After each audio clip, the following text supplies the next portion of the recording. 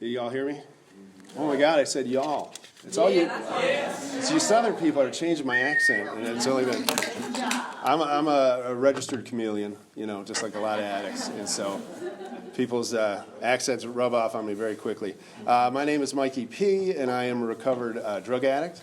I am from Madison, Wisconsin. My home group is the Spiritually Lit meeting of Drug Addicts Anonymous.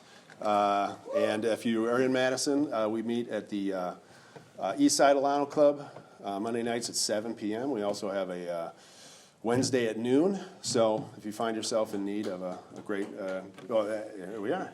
We have our representatives there, our GSR from that particular Spiritual Gangsters, I think is what it's called. Yeah. And I guess I'm up here to talk about sex and relationships. What I learn about sex and relationships mainly comes from my experience as a sponsor. After my sponsees have about a year, their phone calls and 10 steps become almost exclusively sex and relationships. And you get better and better at kind of being God's, conduit of information when, you get a lot of these phone calls. My personal experience with sex and relationships, on page 62, selfishness, self-centeredness, that we think is the root of our problems, right? Driven by 100 forms of fear, stop right there, because that could be it for me right there. I mean, that is the root of all of my issues. And when it came to me, I am a straight male, so the opposite sex, absolutely afraid of them 100%, right? We have fight or flight. We also have freeze, and that's me, freeze, 100%. I can't talk to him. I can't look at him. Most people you say like, hey, could you tell her that I like her? I got to have like 4 or 5 people to get to that point. I'm absolutely 100% frightened of women. And when I found drugs and alcohol, it boosted up my confidence. So I could let them talk to me, but that's as far as I could go. I really wanted alcohol to make me that guy that, she's attractive. I'm going to go and talk to her. I have all this. I still didn't have that kind of courage, I still just had that kind of paralyzing fear. But it helped out, at least in those types of relationships. So that kind of led to, if I was going to be in a relationship, it's because somebody else initiated it. Somebody else found me attractive. Somebody else found I had something to offer, and so they'd ask me out, and that was great. Oh, wonderful. Because at that point, I could turn on the charm a little bit. I could have a little bit more confidence, but I couldn't break that barrier to ask out the person that I wanted to ask out. And it led to a lot of relationships with very strong women, And I love strong women, absolutely. I still do to this day.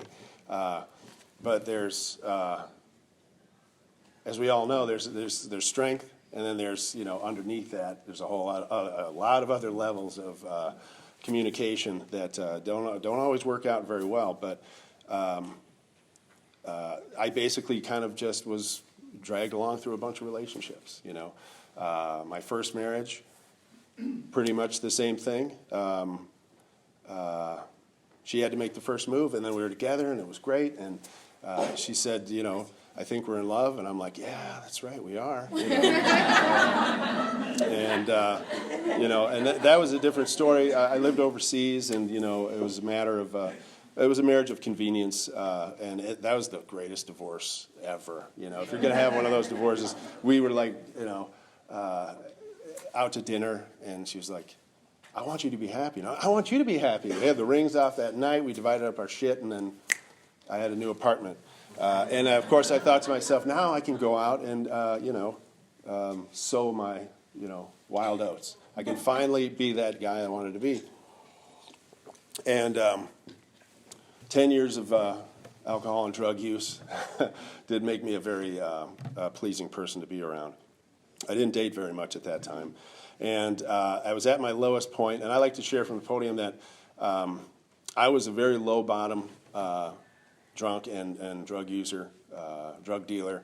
I was living on people's couches. I was still a musician, but I lost my day job, and so all I'm doing is gigs, and I'm living in the studio, and I'm living on other people's couches because I got people looking for me, drug dealers are looking for me. I'm at my lowest point. But at a certain point, somebody came into my life and decided that we were going to be in love. All right, yeah, I got a new wife, right? So she came into my life, started following me around, and at that point, like I'm a cocaine crack guy, right? So if you showed me a room full of beautiful women and a room full of coke, I'm going to the coke. You know what I mean? If you guys want to come over here, I'm going to be doing some drugs, but that's going to be my primary issue there. But the thing is, she kept coming around, you know, and still was kind of showing up to my shows, but I was absolutely petrified. I was petrified of her. I was petrified of where I was in my life. But she said, you know, hey, we're going to hang out. And I'm like, okay, great. And about a year and a half later, she said, we should get married. I'm like, absolutely we should. And you're going to need to propose. And I'm like, I'm gonna, you know. And she goes, this is the ring that I want. And it was just very much like that. And I had a ready-made family, you know, and because of her support, I had a car. And then I got a job. And then I got, you know, an apartment in Madison, and we had a house out in Viroqua. And for the first part of our relationship, I'm still drunk and doing a lot of drugs, but eventually I sober up. And my father was the supreme father, phenomenal man. You know, I would say that any parents, you know, your job is, you know, especially as a father, is to show your son how to treat your wife and to show your daughter how she should deserve to be treated. Right, and that was my father. He showed my mother a ton of respect. Just watching him be a father and a husband, I just knew what to do. Okay, so I'm in this relationship I didn't ask for, but now I know how to be a father, so I turned it on. You know what I mean? And I was a great stepfather. I'm still in contact with my ex-stepchildren, and I did the best I could. You know, but after 6 years of being clean. Praying for God's will for me, praying for the truth, praying for honesty in my life, it started bubbling up. You know, all of a sudden I'm uncomfortable. I'm in this relationship and I'm doing, you know, people would ask me, what are you doing this weekend? I'm like, I don't know, ask my wife. You know, I have no clue. I don't have that kind of control. And I'm getting sicker and sicker, and it dawned on me one morning in meditation and prayer is it's time to tell the truth. I got to tell her the truth. You know, and that was one of the hardest things I had to go through. So I had to say, look, I'm not in love with you. I love you, but I'm not in love with you, and we need to get a divorce. And it was acrimonious, to say the least. It was very difficult. I just used that as a line, you know. I love you, but we fell out of love, or something like that, you know, because I still wanted to get let off the hook for the truth. And so I went to my sponsor, and we did an inventory on it. And I explained to him, well, I was never really in love with her, but, you know, she came into my life, and I had an opportunity to be a good father and a good parent and everything, and I took it, and, you know, but now I got to get out of it. And he goes, okay, so you're basically a low-bottom drug dealer that decided to use a whole family to get exactly what you wanted and get a free ride. Is that right? Well, no, but I mean, maybe, you know, yeah, that was the truth of the matter, you know. And I didn't want to tell her that truth. And in fact, I probably shouldn't have, because she just wanted to know the truth, And I succumbed, and I said, yeah, according to my sponsor, I'm a dirtbag who decided to take advantage of you for the past 9 years. And that was a terrible thing, you know, for her to hear, because it broke her heart, absolutely broke her heart. And I felt terrible. I had the worst remorse, the most grief, everything that you go through a divorce.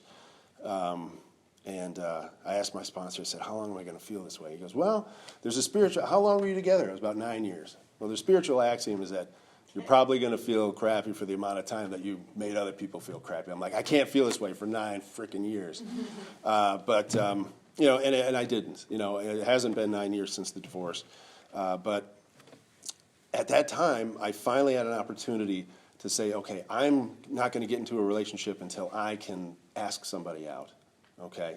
I have to have that courage, and the program gave me that courage where I could actually initiate relationships. And I wasn't good at it. I didn't know how to. My great-grandsponsor said, dating is like anything else. You got to practice. Get out there. Do it. Start asking people out. It may work out, it might not work out. And so I started doing that. I'd get on the web, the sites, the Match and Bumble and the Hinge and all of these things, and and I would meet people and I'd ask them out, and it would be right or it would be wrong. I wouldn't. I would almost know right away. You get that first date and it's wonderful. You're having a good time, but a little bit later, I'd get that feeling inside, the same kind of feeling I had when I knew I had to leave that relationship, and it was like, well, what kind of fear is this? It's, you're in the wrong place, And I got good at saying, hey, I had a great time with you, but I need to go, because that's another very difficult part about relationships, is telling other people it's time to move on, So I started going through this. I had a relationship in AA, which was great. It was a great relationship for as long as it lasted, and but that had to end too, And I kept asking my sponsor, I don't know what's going on. I don't know where I'm going to find anybody. And he goes, don't worry, God's got something for you. I know it, Mike. I just know he's got somebody for you. And I waited, and I kept practicing the dating, And at one point I just said, look, I'm done. I'm off the sites. I'm off of everything. And what I was really looking for was somebody in the program or somebody at the gym, right? And of course I know that these are the two craziest places to find people, where the craziest people are. But that's only because I'm crazy, and I assume everybody else is too.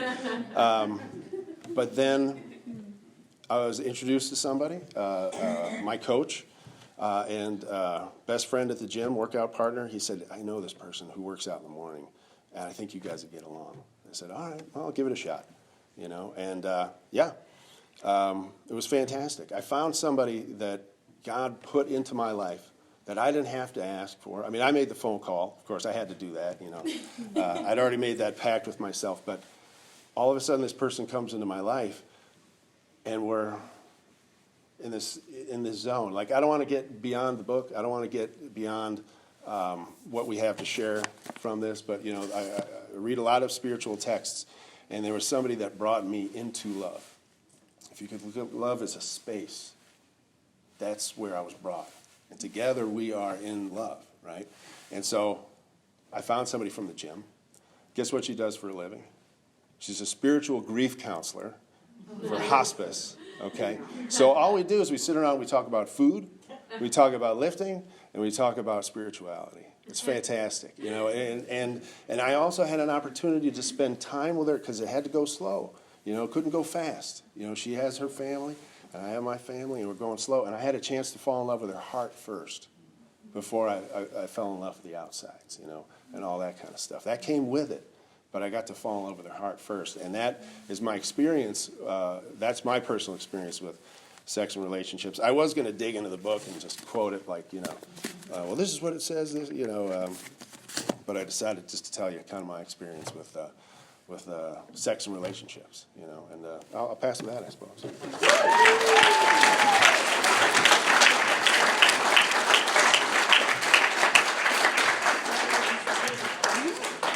Thank you, Mikey. That was great. Next, I will ask Allie to come up and share her experience. Allie.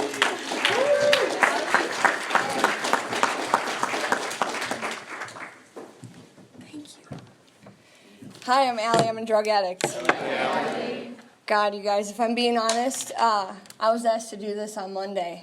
And the type A inside of me, right? Like, I created this whole outline. I want to control every aspect of how this is going to come out of my mouth.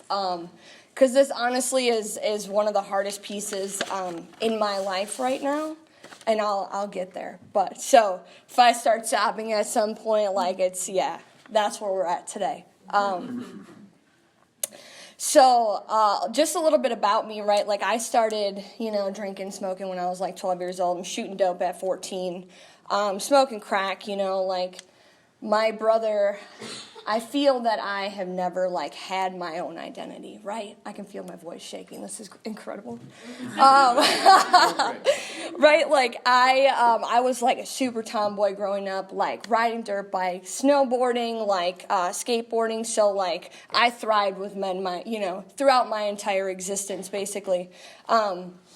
And growing up, like, I've endured a lot of traumatic events. Everything you don't want to happen to a child, right? Like, those things have happened to me. And again, right, like, I'll work my way into that.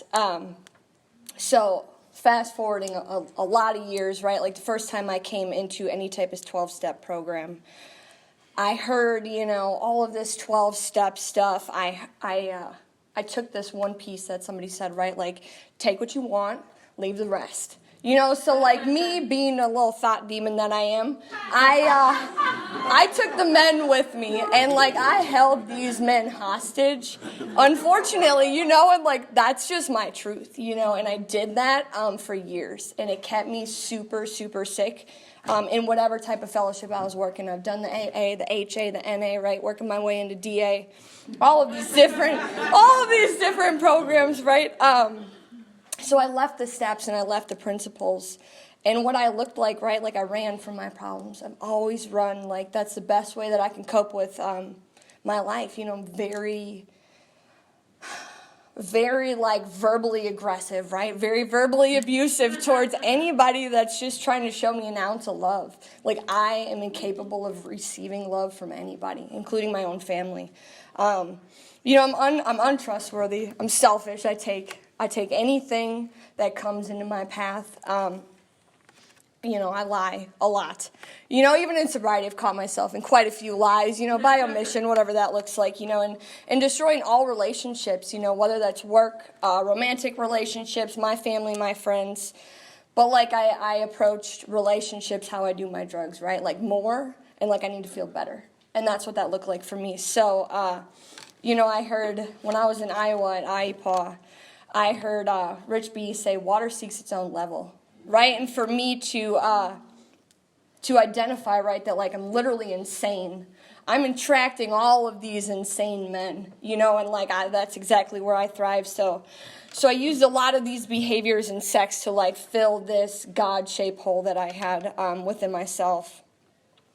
And I love that we can talk about crack, we can talk about heroin. Like, it's so exciting to me because I just relate with Stevie so much, right? Like, nothing brought me to my knees faster than heroin and crack did, like listening to somebody's four-step that's an alcoholic, like we are not the same, so it was a long, treacherous journey. I've been in and out of these programs for a long time, like I said.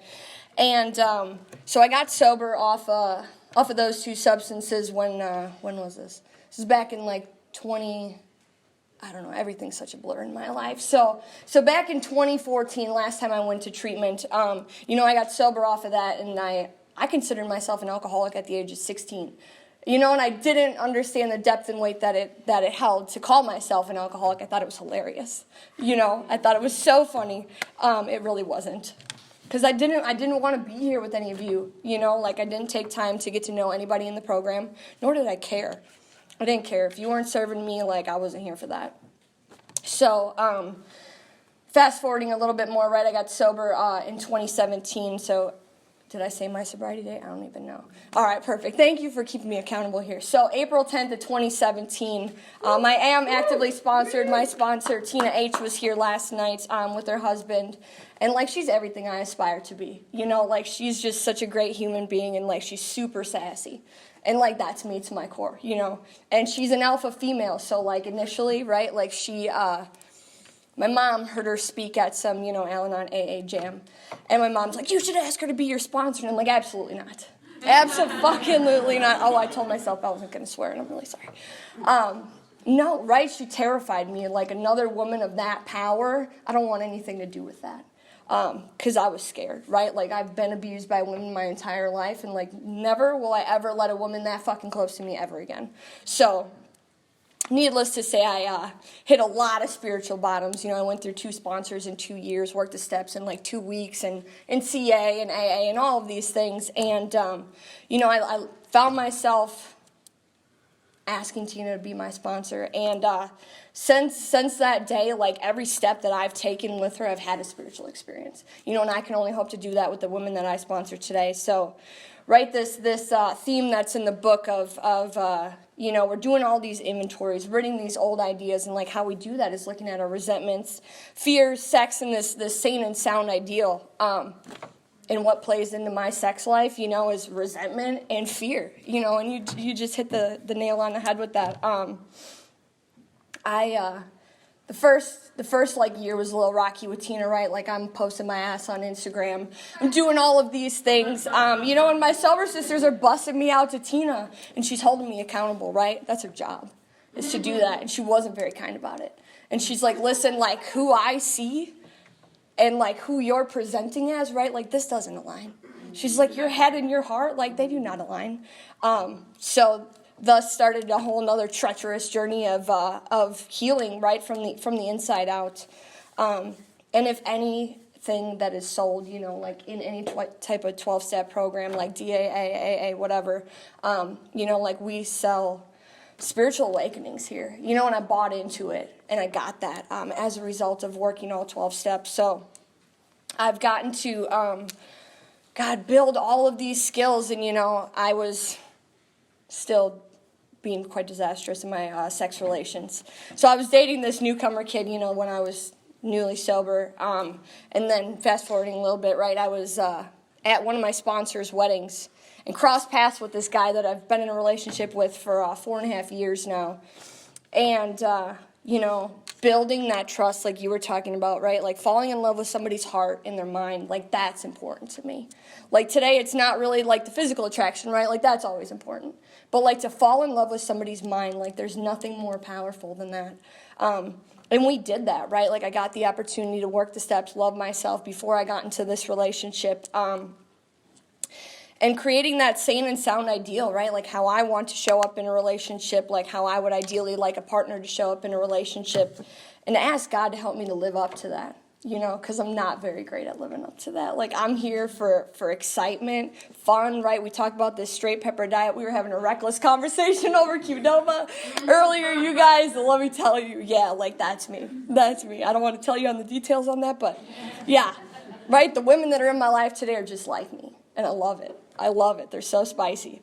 So right, like Bill has this concept that's kind of woven through the books, right? If we don't continue to grow together, like we're growing apart. And I think it's important that like as my God, right, like when Tina walked me to the hand of God, like I haven't looked back since that day. And my ideals are continuously evolving. Like my God is continuously evolving. And like today, I'm in a super tough position, right? Like, I have a lot of unhealed trauma, and like I can present super well to the world. Nobody has a clue of what actually happens internally. I let about 2 people into my life, and that's Tina and maybe one of my sober sisters. Like, I literally do not trust women, and I still have a problem with it today. But it's getting better. It's getting better. So where was I going with that? Oh, yeah, so this relationship, right? Like, I was supposed to be getting married in September. And in May, right, my family was like, yo, we need to know what's happening so we can book flights, right?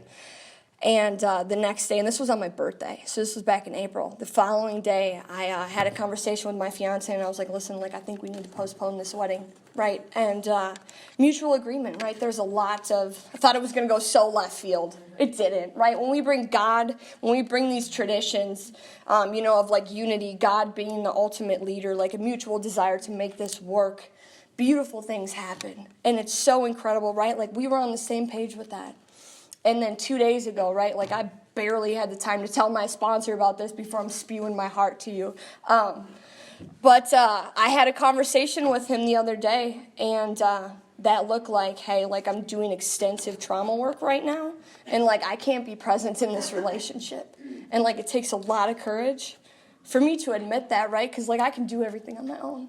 You know, like I don't need anybody's money. I don't need your love. I don't need your affection. I don't need any of it. I can take care of myself.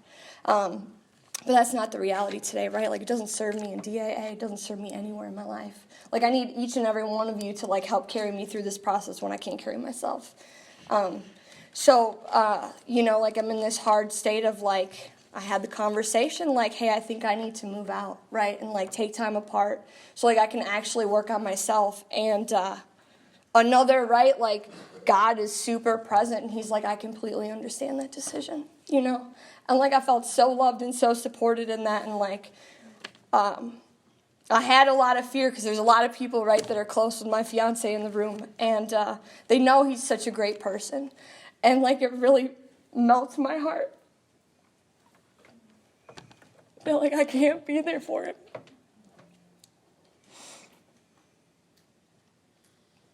But I think the beauty, right? I called my sober sister on the way here, and I was like, listen, don't make my eyes sweaty. I'm not trying to do this today. And she's like, there's probably somebody in that room that needs to hear what you have to say, right? And there's so much hope that, like, as long as I continue to practice these principles in all of my affairs, right? And, like, page 19 is this great line. A much more important demonstration of our principles lies before us in our respective homes, occupations, and affairs.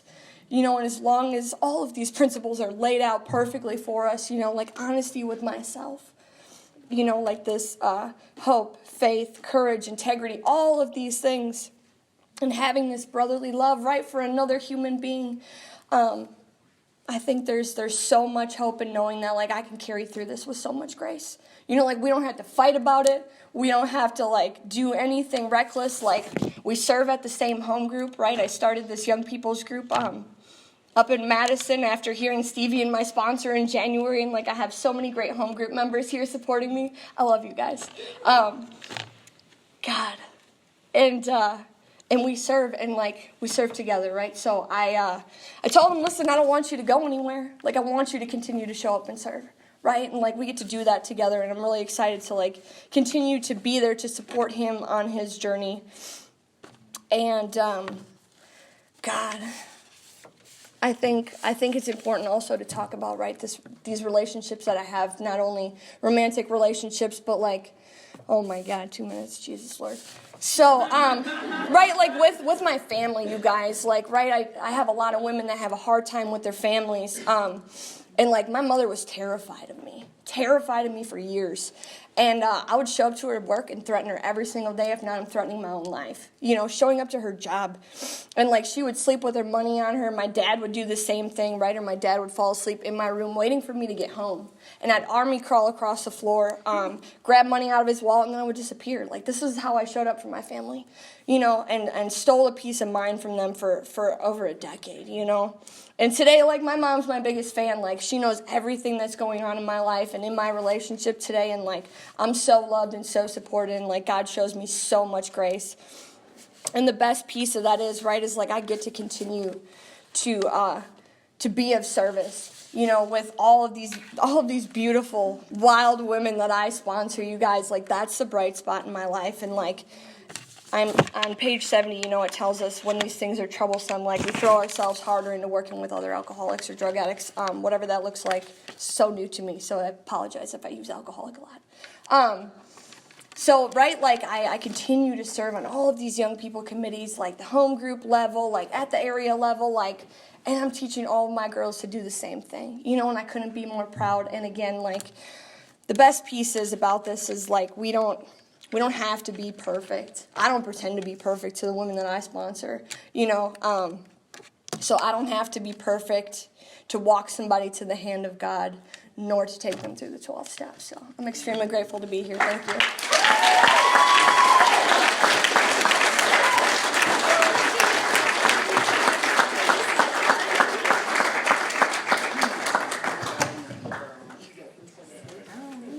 Thank you, Allie, very much.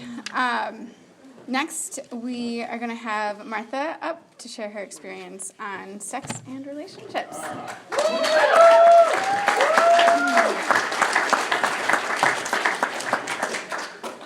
Hi, my name is Martha. I'm an addict. Hey, Martha. I'm from New Orleans, Louisiana. My home group is the DAA group of New Orleans. If you're ever down there on a Thursday, pop on in. We'd love to have you. I also know that God has a sense of humor because I tried to do the right thing, and I told the person that called me to speak that I did not want to pick my topic, that I was open to anything, and he was like, good, sex and relationships, and I was like, thanks, God. The only two things I know to share from the podium are my experience in the literature of the Big Book of Alcoholics Anonymous. So to know where I got that experience, you have to know a little bit about where I came from. Growing up, my parents compared me to a baby deer. I was all knees and elbows and big eyes and awkward and just a skinny, like gangly, awkward thing. And I remained that way for quite some time. And big hair, too. Lots of hair. And something happened around the age that I turned 18 or 19. I stopped being so awkward, and I really discovered boys. I was going to say men, but boys at that age. And I'll be very honest about something. If you're not too bad on the eyes and you're a little funny and you like to party, the South is very kind to you, especially if you're a girl. And I had a great time. I had dates to football games. I got invited to a lot of like VIP things that I was probably like, oh, this is so much fun. I don't need college. I don't need, I'll just do this. And I did do that. And it's funny because what happened is, unbeknownst to me, I started harnessing these God-given sex powers. And it tells us in this book that, they're God-given and they're never to be loathed. But I didn't know that. I didn't know this was happening to me. And, that easy, like, bat of the eyelashes and flip of the hair and stuff that we just develop over time. And I just become manipulative in nature. My sex instincts go hand in hand with my active drug addiction. And while it was super fun for a while and super easy to wrangle for a while, just like my drug use, I stopped having a choice. And at the end of my active addiction, sex was no longer a choice. It was about survival, and it was the only currency I had. It's the only way I knew how to feed myself, or to get a roof over my head, or to stay high. And that is the truth, and that is what it looks like for me. So, I'm not the arbiter of anyone's sex conduct. I do not tell sponsees not to date in the first year. It doesn't say that in the literature. I am there to hold their hand when things don't go well. In 2018, I was about 7 months sober, and I got into a relationship. And, you can't see it at the time. It's all in reflection. But I'm not living by these spiritual principles. And this man becomes more important than recovery. And it is the most life-changing relationship of my life because it quite literally almost killed me. And I rode that back into homelessness and back into violent, horrible behavior. And let me make this very clear. It is not that man's fault. I make my own choices. I am selfish and self-centered. And if it makes me feel good, I will do it. And I was incapable of being honest with women about my sex inventory and about how I felt about men and past trauma and all of those things. So I do that, and then I get sober again. And so what happens? We take a sex inventory, right? And I'm a little bit sober, and I have these, I have this sex inventory, and some of them are obvious to me now that I'm sober, like don't have sex or drugs. Like those are obvious behaviors that need to be changed. Some of them are not so obvious. My first job in sobriety this time was I was a cake decorator at a Food Lion in Charleston, South Carolina. And that's right. Nothing like a frozen cake. And I was unprepared for when they hired a new manager. And he walked in and he was older and he was a little awkward and his eyes went kind of two different ways. And I realized if I paid some attention to him, he gave me the schedule I wanted. And it was quickly pointed out to me. My sponsor was like, man, you have all your nights free. And I was like, yeah, I do. That's me manipulating again. It's not about sex. It's about how I use being a female. Like I have relationships with other women that are gay. And I know that some of my actions in the past have been inappropriate because I can still manipulate them just as easily. So what happens? I have this sex inventory. I have to start changing this behavior. And I don't know how to do that without good sponsorship. You know, if I did not have women that came before me, I would not know that it's not okay to flirt with your boss to get the schedule you wanted. And it's weird how things start to change. I had a guy at a meeting one time make a comment about the yoga pants I was wearing, and it's stuff I'm so unaware of. And so I started wearing sweats. You know, not because it's wrong to wear yoga pants, but because, I can take these little actions to not affect other people. So what happens is I start doing this. Got this sex inventory. Been sober a little bit. And my sponsor, last summer, we did some sex ideals. And she said, I want you, you write down, like my new friend pointed out, we try to live up to these. We grow towards these ideals. And then she had me, build a man, build a bear, write my ideals for this man. And I did. And she put them side by side. And she said, who are you to ask God for this when you are most certainly not this? Bro, my soul hurt. But I wasn't. Because I didn't know. I hadn't lived in spiritual principles long enough. I was still, like my friend Angie said, I'm always making amends. I still had a lot of space to grow. This past fall, it was suggested to me by a very dear friend of mine that I should start journaling, not every night, but just when it occurs to me about the man I would have God send me. And this was not like build a man. This is not like I want him 6'2" and chiseled, which is not even my type. But start writing about this man. And I did. When I would think about it, I would write that I wanted him to be kind, and I wanted him to love his family, and I wanted him to be God-centered, and I wanted him to love my kid when the time came. And what happened is God did not deliver this man in a nice little bow on my door. What happened is I became the woman I was writing about. I have become...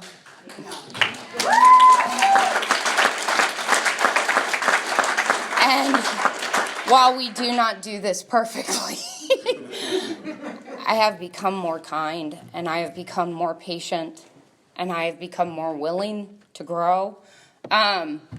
This is the part I'm dreading. I currently am in a relationship. I can't even look over there. And the first 3 months of that relationship were awful for me. And not because he is wonderful, because I was filled with so much self-centered fear, crippling, alcoholic. The fabric of my life is shot through with it, fear.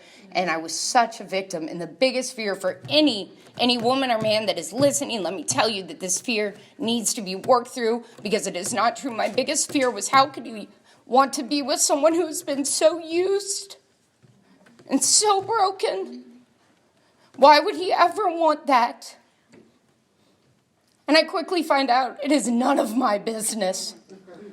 And so I held on to this fear for about 3 months, and finally I went to my sponsor, as you should. I should have done 3 months earlier. And I said, I'm terrified. I said, I can't do this. I'm anxious all the time. I'm not good enough for this man, and da-da-da-da. And she said, have you talked to God about it? No. And so what happened, it says in meditation, we ask God what we should do about each specific matter. And here's the kicker. The right answer will come if we want it. And from that day forward, I started inviting God into my relationship. I invited him on my dates. I don't invite him everywhere, but I invited him most places. Before I made phone calls and before I responded to text. And I'm sure he will tell you there are days like yesterday that you can tell from my text messages I had not invited God into that relationship. But I do it to the best of my ability. And let me tell you, where God is present, there is no room for fear. And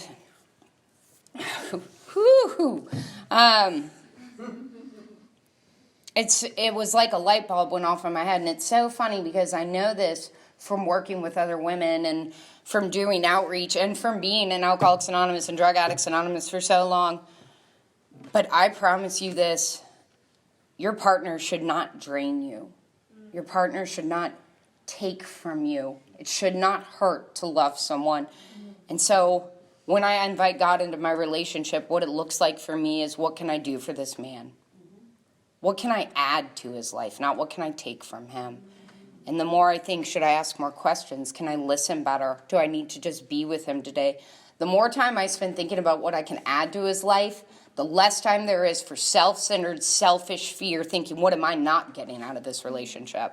And in turn, when I become a better girlfriend, I'm a better mother. When I'm a better mother, I'm a better girlfriend. When I'm a better daughter, I'm a better sister. When I'm a better sister, I'm a better daughter. The more I add to people's lives, the less I think about what I'm not getting. That relationship that really changed my life, the one that almost killed me, let me be very clear about this. I am not a victim of that relationship. What I am now is armed with the facts about myself without God in my life. And I use that to sponsor other women and to share my experience. I will never be a victim of my past. I will be a vessel for hope. That is what my past is built for. You know, how many of you have been to a wedding? That's how that question started. But I think that you hear them read that verse from Corinthians all the time, you know, about love, da-da-da-da. But it's true. Love is patient and love is kind. And that's not just for my partner. That is for my child. That is especially true for the women in my life. And it's for all the members of Drug Addicts Anonymous, Alcoholics Anonymous, Cocaine Anonymous. I don't care if you are hurting. We love you and we will be patient with you. Thank you very much for your time. And love you.